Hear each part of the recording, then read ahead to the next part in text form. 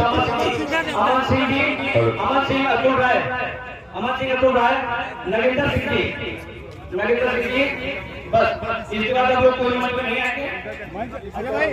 छठ पूजा के लिए यहाँ पूर्वांचल छठ पूजा विकास समिति के तत्वाधान में यहाँ कार्यक्रम का आयोजन था। मुझे यहाँ आने का अवसर मिला, मैं अपना सौभाग्य समझता हूँ। छठ पूजा आज बिहार और पूर्वांचल का ही नहीं बल्कि देश और दुनिया का उत्सव बन चुका है।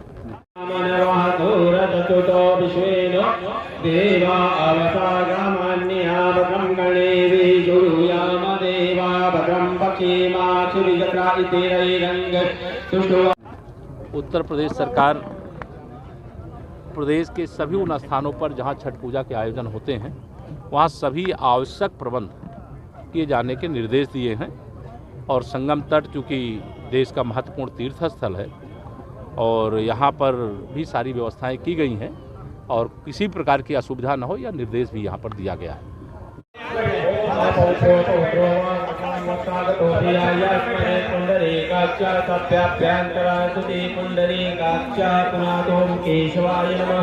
ओम माधवाय नमः, ओम नारायणाय नमः, तो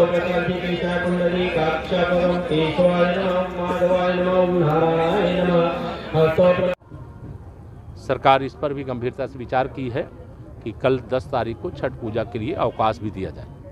आप सबको और आप सबके माध्यम से मैं अपने प्रयाग और प्रदेश और देशवासियों को छठ पूजा की बहुत बहुत बधाई देता हूं और भगवान सूर्यदेव के चरणों में नमन करता हूं, प्रार्थना करता हूं कि हमारे देश के सामने, प्रदेश के सामने जो भी चुनौतियां जिसके खिलाफ हम सब लोग लड़ रहे हैं उसमें सफलता प्राप्त करने का। दिल्ली में यमुना नदी में बहुत प्रदूषण है, महिलाएं जो है वो गंदगी के बीच में पहुंच करके पूजा कर रही हैं, जबकि अरविंद केजरीवाल ने कहा था कि 5 साल में यमुना जी को स्वच्छ कर। उन्होंने आरोप लगाया है कि यूपी और हरियाणा से ये गंदगी आ रही है जहां पर बीजेपी की सरकारें हैं। श्री अरविंद केजरीवाल एक नगर निगम जैसी सीमा क्षेत्र के राज्य के मुख्यमंत्री हैं। जो अच्छा है मीठा मीठा गप और तीखा तीखा थू। अगर दिल्ली के अंदर कोई अव्यवस्था है तो उसके लिए दिल्ली की प्रदेश सरकार जिम्मेदार है, अरविंद केजरीवाल जी की सरकार जिम्मेदार है। और उन्होंने कोई व्यवस्था नहीं की है तो निश्चित तौर से वह एक तरह से छठ पूजा के कार्यक्रम के लिए जो हमारी माताएं बहनें आज अनुष्ठान कर रही हैं उनके अनुष्ठान को बाधित करने का काम किया है। आने दीजिए, किनारे होइए भाई, उन्हीं को आने दीजिए, वही आ जाएंगे।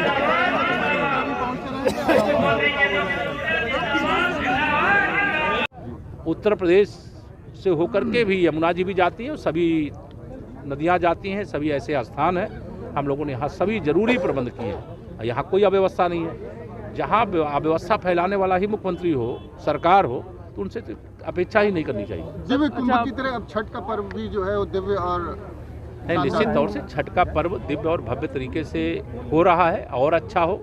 हर मतलब हमारे पर्व जो हैं वह बहुत अच्छे तरीके से संपन्न हो रहे हैं और संपन्न होंगे।